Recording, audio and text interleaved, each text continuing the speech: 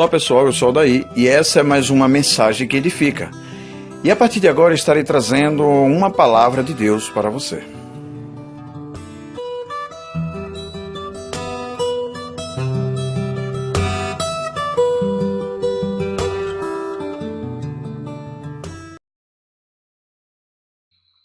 A graça e a paz para todos. Mais uma vez estou aqui deixando esse vídeo, gravando esse vídeo sobre um assunto que a pessoa pediu uma explicação sobre o falar em línguas, ou melhor, em língua, né?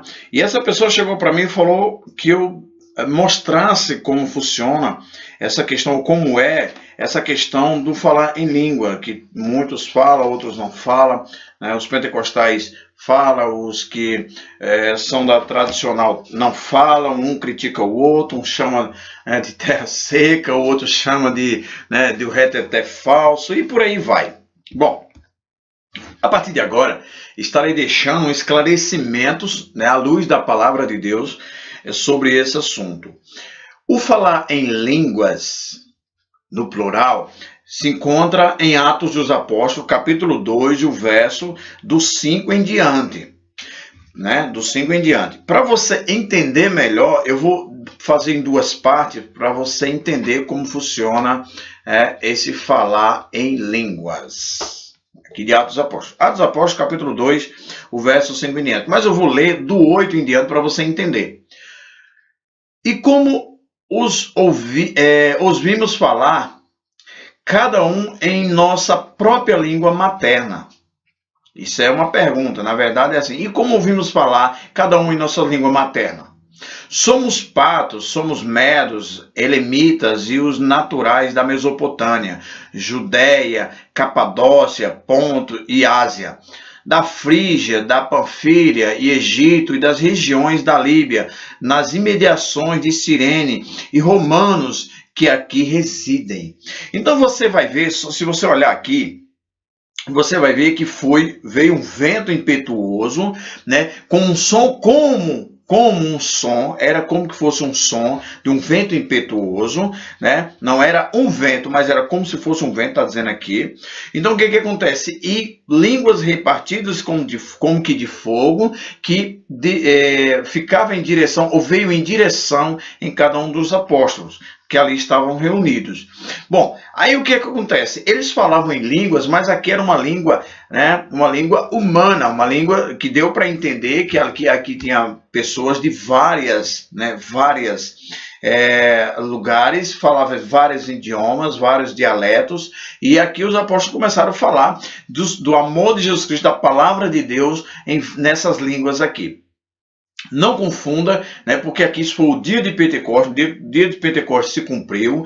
E quem são os pentecostais? Bom, quem são os pentecostais são aqueles que vivem, no seu calendário tem a festa do Pentecostes. Não confunda, porque nós dizemos que os pentecostais são aqueles que falam em outra língua, chamada língua dos anjos, língua de mistério, ou falar em mistério, língua estranha, e coisa desse tipo. A gente costuma dizer que esse povo são os povos que são os pentecostais. Por sinal, os tradicionais, eles chamam esse povo de os pentecostais, ou os fala, aí eles fazem um movimento na língua, imitam. Eu não gosto disso porque isso para mim é um deboche. E deboche para mim, pelo menos na Bíblia eu creio no que está escrito, é pecado, Aquilo que não é por fé é pecado. Então o que acontece? Esse é o falar em línguas, no plural, línguas maternas, línguas de países, dialetos de lugares, de setores, de estados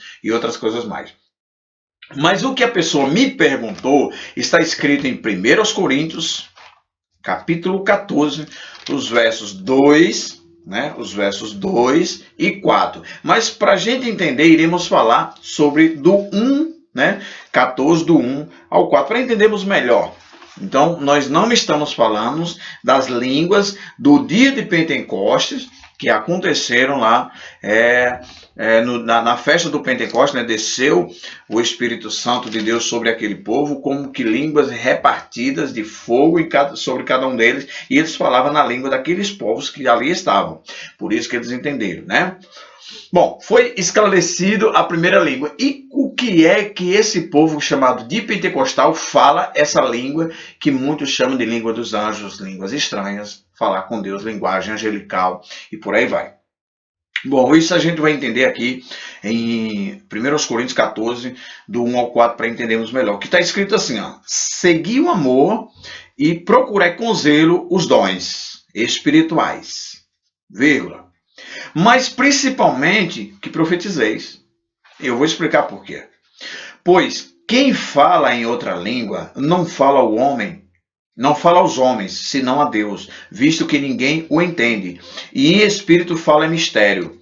Mas o que profetiza fala aos homens, edificando, exortando e consolando.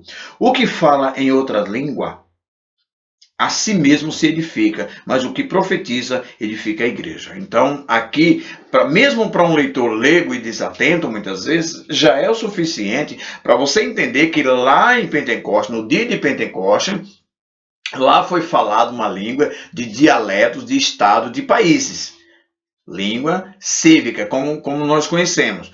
Porém, aqui é uma coisa diferente. O apóstolo Paulo explica que a língua espiritual, chamada de língua angelical, ela é uma conversa do homem com Deus. E a maioria absoluta não entende o que fala.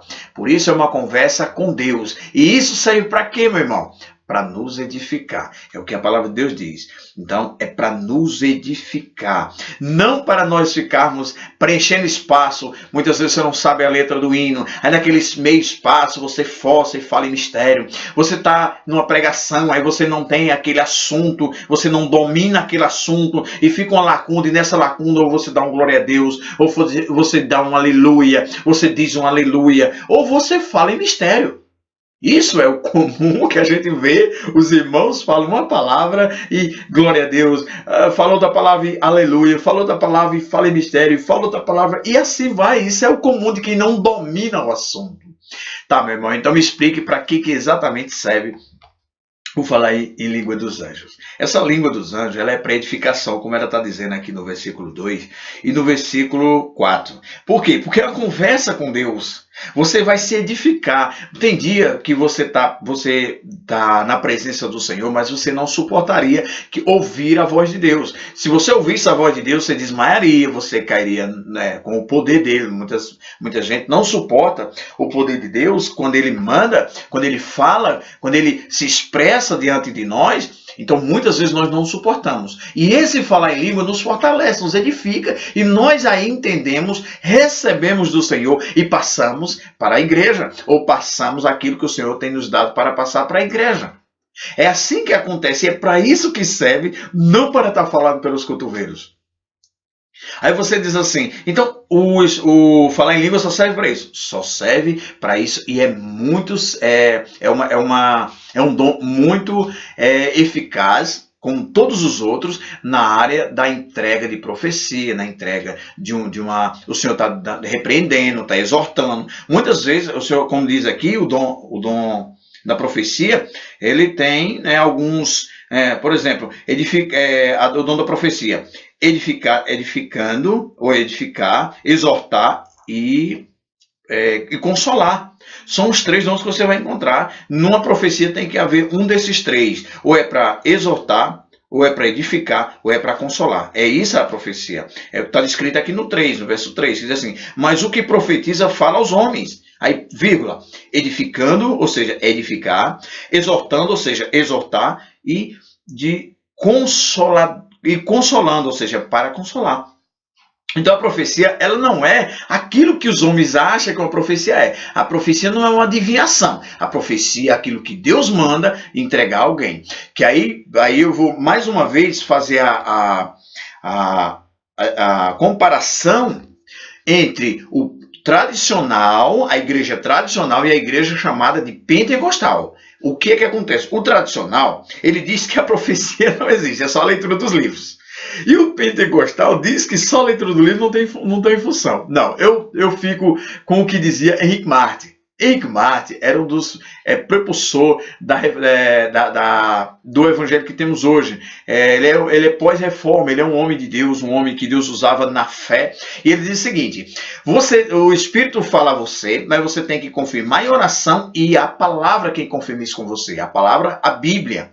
Se você só ficar só no seu coração, se você ficar só no seu coração, naquilo que você sente, naquilo que o Espírito te fala, ou naquilo que a Bíblia fala, você pode errar e você pode se enganar. E como é que funciona isso? Bom, o Espírito fala, você ora, a palavra confirma e o coração se convence. Porque só o coração, só o Espírito, pode ser um Espírito estranho, o coração é enganador. Isaías 17:9 diz que o coração é enganador, é enganoso, e corrupto, e desesperadamente corrupto. Então eu não posso confiar no meu coração. Mas se a palavra pode ser uma coisa que eu estou vendo, e a palavra pode ser parecida, ou parecer com aquilo que eu estou vendo, e eu querer usar uma das três. Não, eu uso as três. Eu uso a palavra, dizia Henrique Martin. Eu uso a palavra, eu uso o Espírito me fala, eu faço uso da palavra para confirmar, e a oração, e aí eu fico convencido, o meu coração se convence daquele ato. Então a profecia nada mais é do que aquilo que Deus está mandando dizer para alguém. Então como é que eu sei? Bom, aquilo que o Espírito de Deus fala tem que condizer com a palavra de Deus. Se não condizer, se não há um testemunho, uma testificação da palavra com aquilo que o Espírito me disse, o Espírito pode ser outro, não pode ser que não seja o Espírito de Deus. Entendeu? Então a profecia nada mais é do que isso. Então, já os pentecostais acham que você, sem falar em mistério, você não profetiza. Engana-se também. Então o que acontece? Nós não podemos confundir, irmão, os dons com aquilo que o homem acha dos dons. Porque assim, nem todo mundo que tem dons serão salvos. Você pergunta, você me diz assim, tem certeza? Absoluta. A Bíblia diz aqui em Mateus, capítulo 7, versículo 22 e 23, muitos me dirão naquele dia, Senhor, em teu nome profetizamos, em teu nome expelimos demônios, em teu nome fizemos muitos milagres, muitas maravilhas. Então, só quem tem dons é que pode realizar esses feitos no nome de Cristo. Entendeu? Aqui em Efésios capítulo 4 e o verso 7, e diz assim, ó: a graça foi concedida a cada um de nós segundo a porção do dom de Cristo. Por isso diz, quando ele subiu às alturas, levou o cativeiro e concedeu dons aos homens. Verdade. Verdade. Então, quando você vê dessa forma, então você sabe que Deus, ele continua sendo aquele Deus que concede dons. Aí você diz, mas mesmo aos incrédulos? Mesmo aos incrédulos. Não é preciso você ser crente para poder receber um dom. Deus dá dom a crentes e a não crentes. Não pense que só os crentes é quem recebe os dons. Não, nada a ver. Não tem nada a ver com isso. Né? Não pense que é só os crentes que recebem os dons de forma alguma. Crentes e incrédulos recebem. Então não é porque o cara fala em mistério, não é porque a pessoa profetiza, não é porque a pessoa fala manifesta qualquer um dos dons do Senhor que ele agora está salvo só por conta disso. Não, de forma alguma. Né? E assim, quando nós olhamos nessa ótica, o fato da pessoa... Eu conheço pessoas em igreja, há mais de 40 anos na igreja, que é crente, fiel, de bom testemunho, mas por não ter o dom de falar em línguas, ele nunca passou de um simples obreiro. Um simples obreiro, uma pessoa que faz a obra. E isso é um erro, né? Porque não é o cara que fala em dom, fala em mistério, fala na língua dos anjos, que ele é por isso que ele é convertido. Não, nada a ver, né? Nós sabemos que essa parte, ela é, né, seria até uma covardia, né? Um verdadeiro crente, uma pessoa que, né, ama a Cristo, ama a Deus, e ele simplesmente não está na frente de uma obra, à frente porque não fala em línguas. Mas é isso aí, né? Eu creio que você entendeu, eu creio que não podemos olhar por esse ângulo dos dons, porque Deus, como eu disse, Deus dá dom a quem quer. né? Deus faz o que quer com quem quer. A Bíblia diz, lá em Colossenses, que até Paulo, o Evangelho, ou seja, todas essas explicações, elas eram um mistério a ser revelado. E nós sabemos que só depois de Paulo foi que tudo isso veio, né, a ser uma realidade, porque Deus ele manifestou através de Paulo, e Paulo simplesmente deixou por escrito para mim e para você, na verdade, para mim e para você, para fazermos uso como a palavra de Deus, né? Lugar não só falando em línguas, mas profetizando, falando a palavra de Deus e vivendo essa palavra. O apóstolo diz aqui no 1 Coríntios 12, 28, a uns estabeleceu Deus na igreja, primeiramente apóstolos, em segundo lugar profetas, em terceiro lugar mestres, né? Pois depois operadores de milagre, dons de cura, socorro, governo, variedade de línguas. Olha só, consequentemente, variedade de línguas está na última posição. Então, que a gente possa não fazer essa distinção entre o povo, né? Porque assim, tudo isso nos é muito válido, porém temos que lembrar do que o apóstolo Paulo disse aqui no 13:3, né? Tudo isso é válido, mas nunca esqueça desse versículo. 1 Coríntios 13, capítulo 3. E ainda que eu distribuísse todos os meus bens entre os pobres e ainda entregasse o meu corpo para ser queimado, se não tiver amor, para nada aproveitaria. Então, que a gente possa, falando ou não falando em línguas, né, vivendo, né, sabendo que tudo isso tem um propósito, né, para as nossas vidas, né, principalmente para nos edificar. Então que a gente possa estar na presença de Deus, que a gente possa, falando ou não falando, você que não tem dom, não tem dom de falar em língua, não se desespere, não é isso que indica uma salvação. Você que fala e não menospreze quem não fala, aquele que não fala por inveja, não menospreze o que fala, e que a gente possa viver na presença do Senhor, em união com os irmãos, principalmente, e com amor diante de Deus, né? Pois sem essa fica difícil. E também eu dei toda a explicação sobre esses valores e essas questões, eu creio que ficou bem explicado, e sobre a Bíblia. Então, se você não crê na Bíblia, fica difícil, não tem palavra que possa lhe convencer. Eu não poderia terminar esse vídeo sem primeiro citar os versículos que costumo citar quando faço um vídeo, né? Que é Mateus 4,4, que diz que assim está escrito: nem só de pão viverá o homem, mas sim de toda palavra que sai da boca de Deus. Já lá em João 5,47 está escrito: se não derem ouvido ao que está escrito, como dareis ouvido às minhas palavras? Então que você possa entender que a Bíblia é o livro de regra de fé e prática, de fato. Fica na graça, fica na paz e até o próximo vídeo.